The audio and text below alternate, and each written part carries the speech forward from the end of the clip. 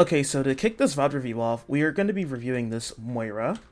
Um, I went over this game briefly already, and I have some notes I would like to go over with this person. Um, the two things I've noticed the most, which I want you guys to look out for while we like VOD review this person, is cooldown usage and overall awareness. Um, and just like keep that in mind watching this person, and also keep in mind positioning and ult tracking and predicting, which I kind of throw that into like the same like bucket. So keep those things in mind. That's what I'm going to be kind of concentrating on with this person. And it should hopefully be very educational.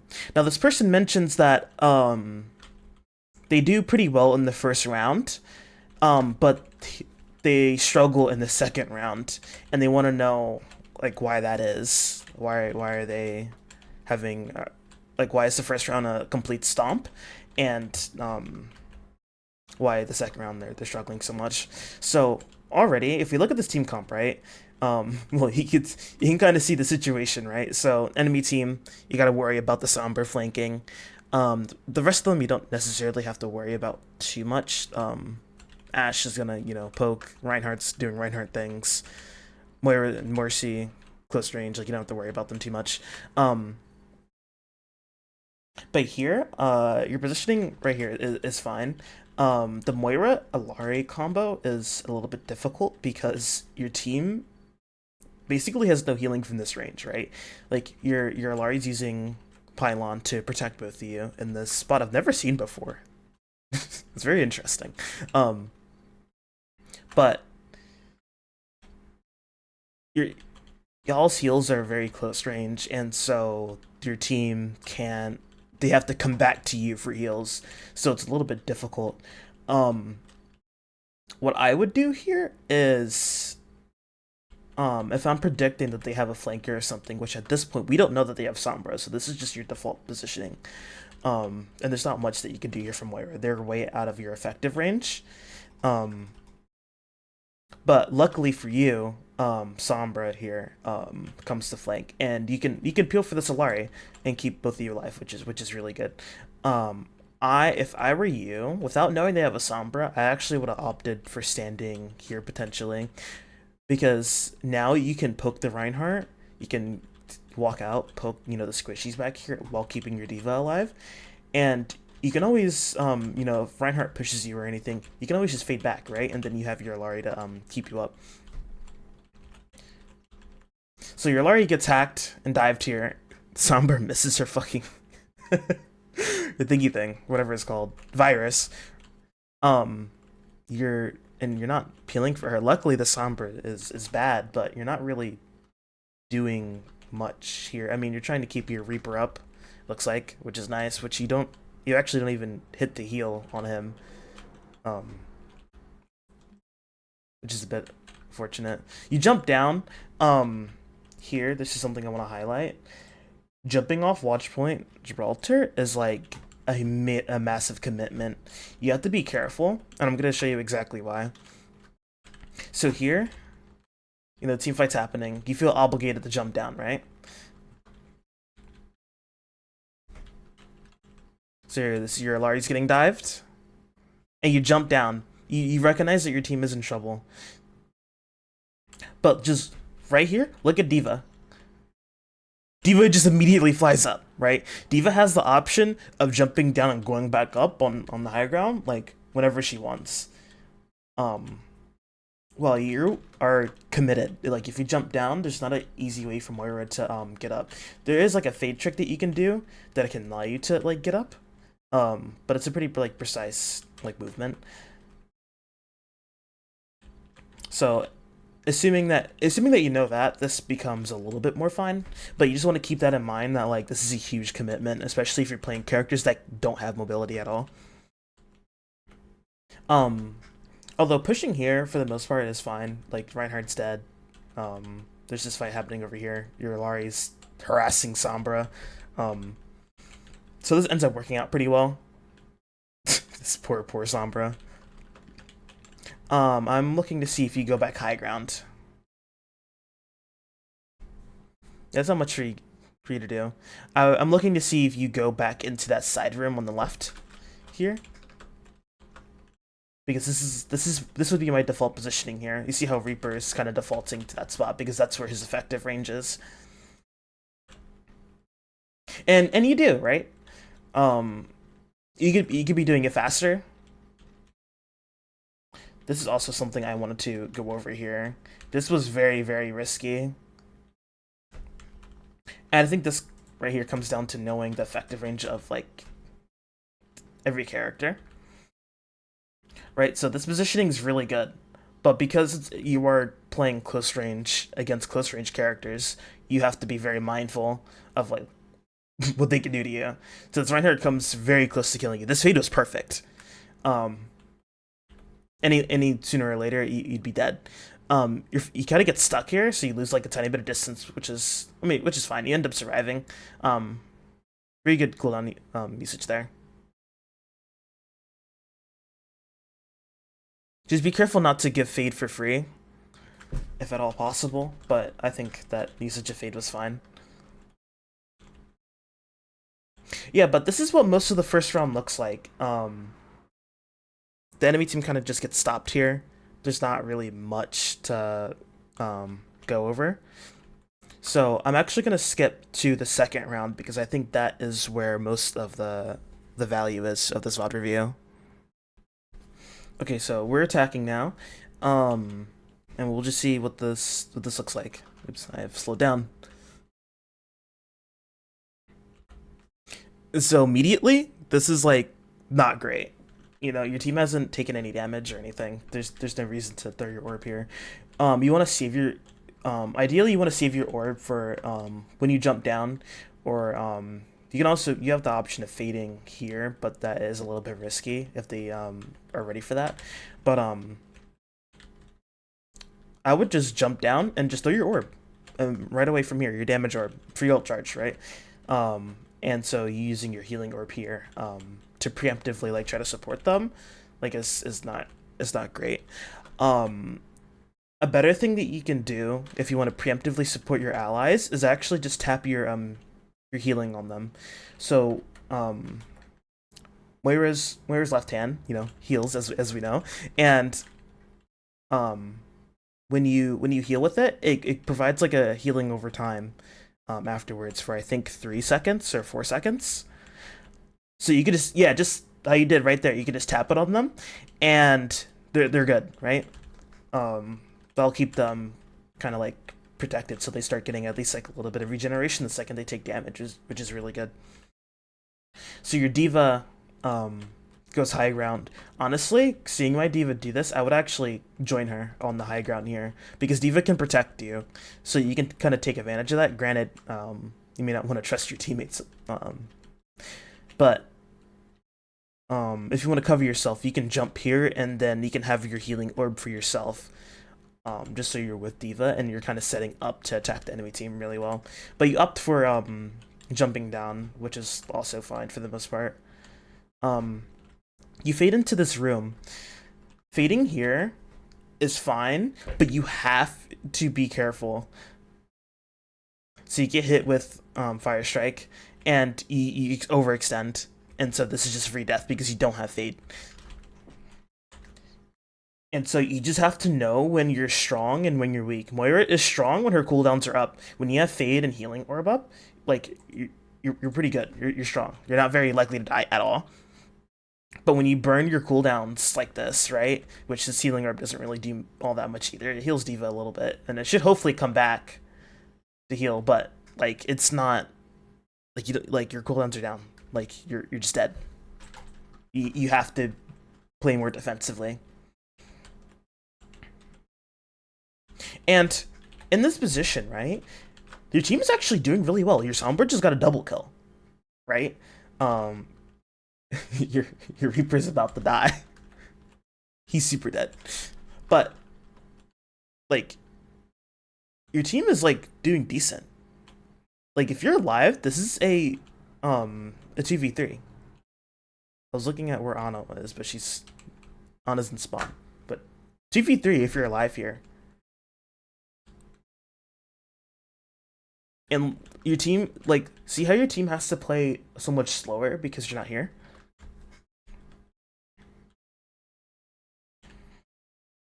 So once you're back, they start pushing up again. So here, your team's gonna get a little bit of distance. If I'm you, I'm jumping on the high ground. I would stand on top of the payload and I would go high ground to take the space. There's a soldier here. I'm not sure if he'd win this or not. It sort of depends on his aim. We're in gold, I think, so I would feel like gold and plat. So I would feel pretty confident about taking this duel. Even if you can't win the duel, you can just jump right back down. Like it's okay. You can use your healing orb to support yourself. You can see you can try to bait a cooldown or two from him and then get out. But assuming if you jump up here and there's no one here, then you could just have the space for free and you could just like walk up. You could take the space here and poke at them. You want to set yourself up for a success. So I would opt for going high ground here. But you kind of just sit on payload, which is fine. Your Alaria actually ends up doing what I was just talking about, just taking the high ground. So does your Reaper. So you end up being on payload duty. In solo queue, I try to avoid payload duty as much as I can. Because I would rather be proactive and with my positioning and dealing damage and all that. Versus being on payload where you kind of give up like all your control for the most part. Like it's up to your teammates. Granted, your teammates are doing really well. Luckily, like they're taking the high ground. They're holding them back. Your Reaper is doing whatever the fuck that is. But you're here to support your diva. This is really good.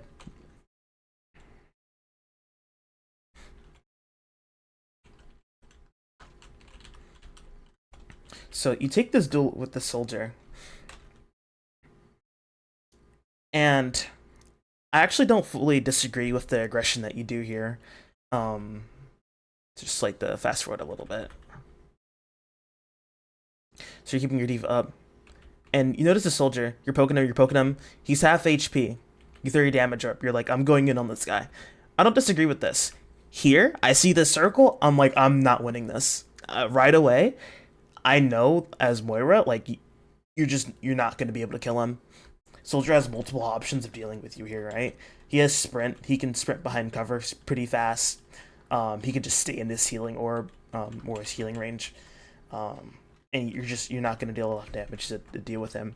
And he can burst you down very fast. And remember, right here, you have no cooldowns. If you had healing orb here, you can heal yourself while shooting him, and that would actually help you sustain and possibly make it so you can win the fight here, right? But you use damage orb, which unfortunately doesn't even like connects for a little bit, but it's not like ideal. And you're vulnerable. You're fully vulnerable to die, and you overextend as well.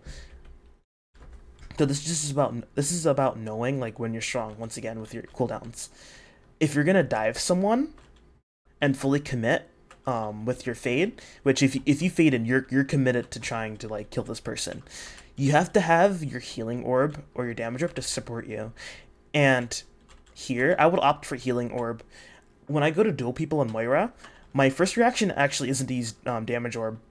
Damage orb does have its like uses and everything, but what's stronger is just throwing your healing orb and healing yourself while you're shooting them, because it makes it really hard for you to die.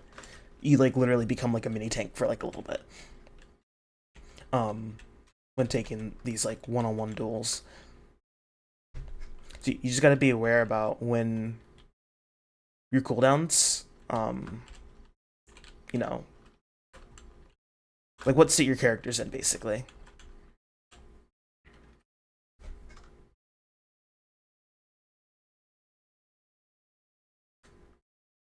So you take high ground here, this is all fine. You throw your healing up for ult charge, this is fine as well.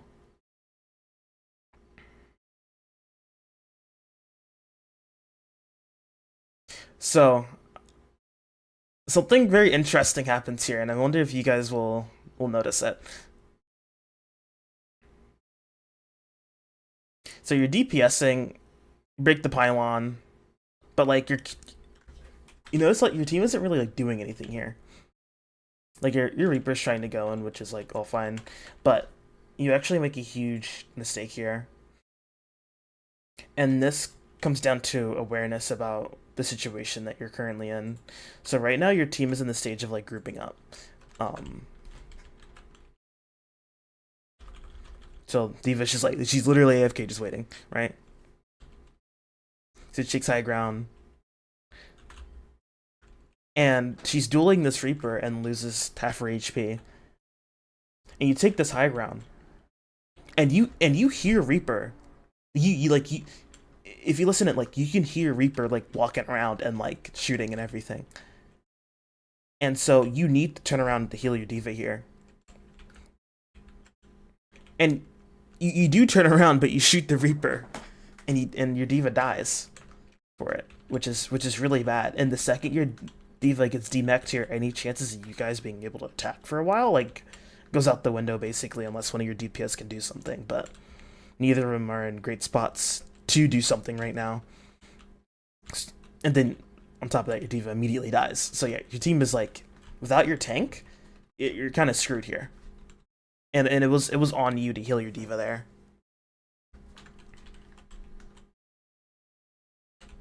So now you kind of just have to wait for your D.Va to come back, heal up. You almost kill Reaper there, which is nice. Getting ult charge, you know, between team fights and all is fine. And this is the like awareness thing again, right? Your backline's getting dived by Reaper, right? We know Reaper wants to get in close and wants to dive, so you have to be looking out for that. You have to be proactive in looking for this Reaper that's gonna try to terrorize your team. So he teleports away, so you think that you don't have to really worry about that for a little while, but you don't for a little bit. But he comes back, and you're looking to like DPS over, you know, sticking with your team and like making sure they're alright. Granted, this I want to say that this isn't like entirely your fault. The Solari positioning here was like very weird. I think she should have been like with you, but in solo queue you have to do everything you possibly can. You have to get as much value out of your characters like possible, and this especially applies to Moira, where Moira doesn't have, you know, an anti-nade or like any like utility, right? That's like super significant. So you have to get as much value out of your damage and healing orbs and your ult and fade as like you possibly can. So you take the high ground here. You're putting pressure on them. This is really good. I like this. And if you listen, the Reaper is back here once again. And this time he's harassing your D.Va. Granted, it doesn't really work out for him super well this time. And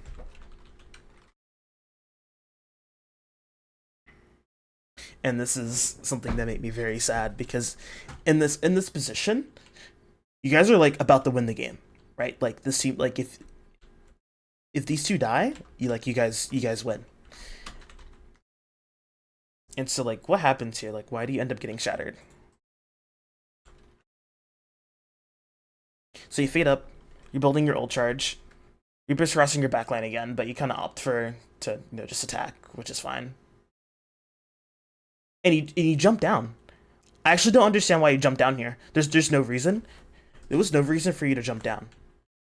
From this position, anything that you could do down here, you can do from up here. And you can argue that maybe you can't heal as well, but Moira's healing range is actually like pretty decent. It's like medium range, right? Like you're definitely not sniping anyone. But you also have your ultimate, right? Like let's say your D.Va like flies all the way to this back wall and you can't heal her. Just pop your ult. Your ult would hit her. You can heal D.Va from this range. And so you jump down and you put yourself in a really, really bad spot. And this is what I mean by ult tracking, where you have to have a sense of if the enemy team has ult or not. And I don't expect you to know the exact percentage of like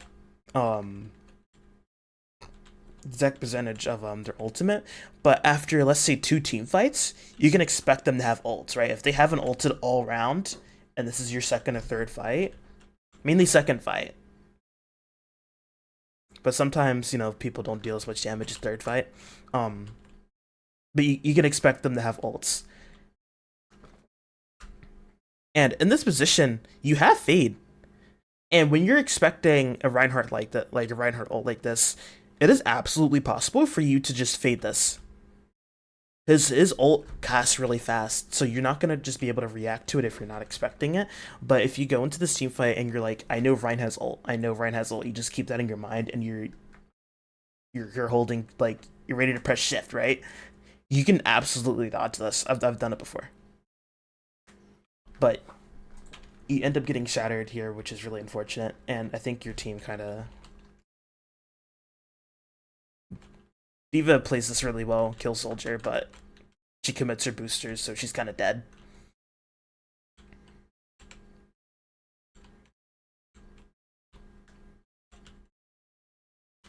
And so this is, y'all should have won this like a long time ago.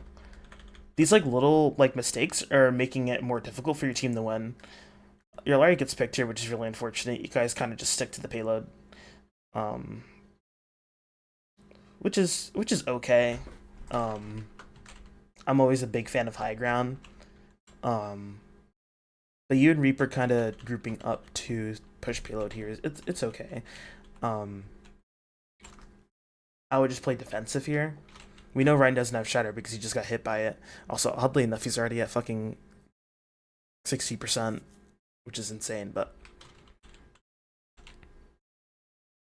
I you gotta wait here and kind of buy your time, wait for an opportunity to do something, because Reinhardt right now is holding you and Reaper off, and while he's here, it's going to be kind of hard to do anything. But while Reinhardt is focused on you, it's allowing your teammates to have access to their backline.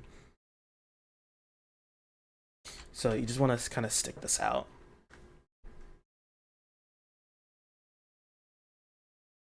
So D.Va jumps in front of you, which is interesting, but so you throw your damage orb. This damage orb does not really do much. It does like what, like a little tiny bit of damage to Ana here. I would save it for heals here. I agree with breaking the pylon. I think you attacking that is fine, but you get more value out of healing your tank with your damage orb.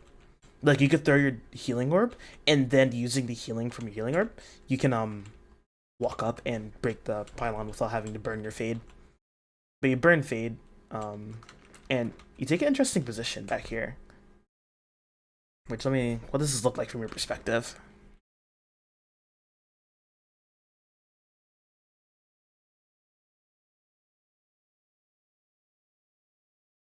So we're just doing Moria things.